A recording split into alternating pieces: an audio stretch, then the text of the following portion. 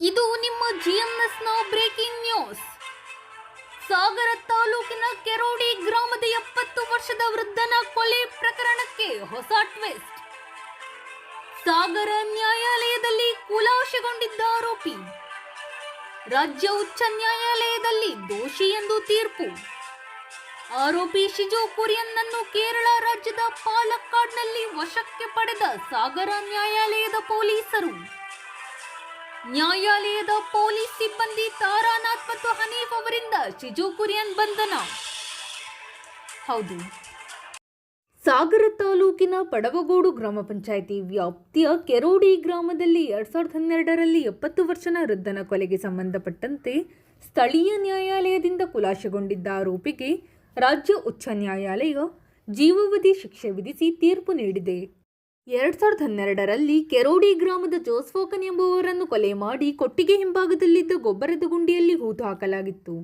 ಪ್ರಕರಣಕ್ಕೆ ಸಂಬಂಧಪಟ್ಟಂತೆ ಜೋಸ್ಫೋಕನ್ ಅವರ ತೋಟದಲ್ಲಿ ಕೆಲಸ ಮಾಡುತ್ತಿದ್ದ ಶಿಜು ಕುರಿಯನ್ ಎಂಬಾತನನ್ನು ಪೊಲೀಸರು ವಶಕ್ಕೆ ಪಡೆದಿದ್ದರು. ಮೂಲತಃ ಕೇರಳದ ಪಾಲಕ್ಕಾಡು ಜಿಲ್ಲೆಯ ವಾಸಿಯಾಗಿದ್ದ ಶಿಜು ಕುರಿಯನ್ 2-3 ವರ್ಷದಿಂದ ಕೆರೋಡಿಯಲ್ಲಿರುವ ಜೋಸ್ಫೋಕನ್ ಅವರ ತೋಟದಲ್ಲಿ ಕೂಲಿ ಕೆಲಸ ಮಾಡುತ್ತಿದ್ದನು. ಮನೆಯಲ್ಲಿ ಜೋಸ್ಫೋಕನ್ ಒಬ್ಬರೇ ಇದ್ದು ಕುಟುಂಬದವರು ಮತ್ತು ಮಕ್ಕಳು ವಿದೇಶದಲ್ಲಿದ್ದರು. ಇದೇ ಸಂದರ್ಭವನ್ನು ಬಳಸಿಕೊಂಡು ಶಿಜು ಕುರಿಯನ್ ಮನೆಯಲ್ಲಿ ಯಾರೂ ಇಲ್ಲ, ಇವರಿಗೆ ಹೇಳುವವರು ಕೇಳುವವರು ಯಾರೂ ಇಲ್ಲ ಎಂದು ಮನೆಯಲ್ಲಿದ್ದ ಅಡಿಕೆ, ಭತ್ತ ಸೇರಿದಂತೆ ಎಲ್ಲ ವಸ್ತುಗಳನ್ನು ಮಾರಾಟ ಮಾಡಲಾರಂಭಿಸಿದ್ದನು. ಇದ್ದಕ್ಕಿದ್ದಂತೆ ಒಂದು ದಿನ ಜೋಸ್ಫೋಕನ್ ನಾಪತ್ತೆಯಾಗಿದ್ದರು. ನಾಪತ್ತೆಯಾದ ಕೆಲವೇ ದಿನಗಳಲ್ಲಿ ಶಿಜು ಕುರಿಯನ್ ಆಸ್ತಿ ಮಾರಾಟ ಮಾಡಲು ಅವರಿವರ ಬಳಿ ವಿಚಾರಣೆ ಮಾಡುತ್ತಿದ್ದಾಗ ಸ್ಥಳೀಯರು ಅನುಮಾನಗೊಂಡು ಪೊಲೀಸರಿಗೆ ತಿಳಿಸಿದ್ದಾರೆ. ಅಂದು ಡಿವೈಎಸ್ಪಿ ಆಗಿದ್ದ ಡಾಕ್ಟರ್ ಶರಣಪ್ಪ ನೇತೃತ್ವದ ತಂಡ ಶಿಜು ಕುರಿಯನ್ ವಶಕ್ಕೆ ಪಡೆದು ವಿಚಾರಣೆಗೆ ಒಳಪಡಿಸಿದ್ದಾರೆ. ಈ ಸಂದರ್ಭದಲ್ಲಿ ಶಿಜು ಕುರಿಯನ್ ಕೊಲೆ ಮಾಡಿರುವುದು ಬೆಳಕಿಗೆ ಬಂದಿದೆ. ಶಿಜು ಕುರಿಯನ್ ತನ್ನ ಮಾಲೀಕನನ್ನು ಕೊಲೆ ಮಾಡಿ ಕೊಟ್ಟಿಗೆ ಹಿಂಭಾಗದ ಗೊಬ್ಬರದ ಗುಂಡಿಯಲ್ಲಿ ಒಗೆದು ಹಾಕಿದ್ದನು.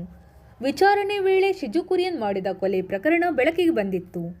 ಸಾಗರ ನ್ಯಾಯಾಲಯದಲ್ಲಿ ಆರೋಪಿ ಶಿಜು ಕುರಿಯನ್ ಅವರ ವಿರುದ್ಧ ಸರಿಯಾದ ಸಾಕ್ಷ್ಯಾಧಾರಗಳು ದೊರಕದೇ ಇರುವ ಹಿನ್ನೆಲೆಯಲ್ಲಿ 2013ರಲ್ಲಿ ಬಿಡುಗಡೆಯಾಗಿದ್ದನು.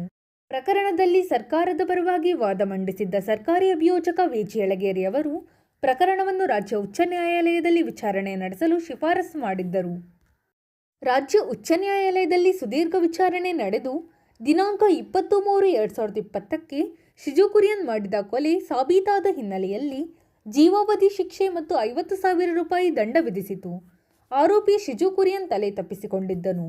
ನಂತರ ಸಾಗರ ಠಾಣೆ ಪೊಲೀಸರು ಪಾಲಕ್ಕಾಡ್ನಲ್ಲಿದ್ದ ಶಿಜು ಕುರಿಯನ್ನನ್ನು ಜನವರಿ 7ಕ್ಕೆ ಕರೆದುಕೊಂಡು ಬಂದು ಜನವರಿ 10ರಂದು ಉಪವಿಭಾಗೀಯ ಆಸ್ಪತ್ರೆಯಲ್ಲಿ ಕೋವಿಡ್ ಇನ್ನಿತರೆ ಪರೀಕ್ಷೆ ನಡೆಸಿ ನ್ಯಾಯಾಧೀಶರ ಎದುರು ಹಾಜರುಪಡಿಸಿದ್ದಾರೆ.